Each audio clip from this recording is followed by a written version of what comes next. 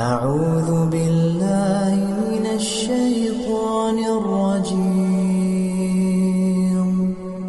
بسم الله الرحمن الرحيم. أرأيت الذي يكذب بالدين فذلك الذي يدع اليتيم ولا يحض على طعام المسكين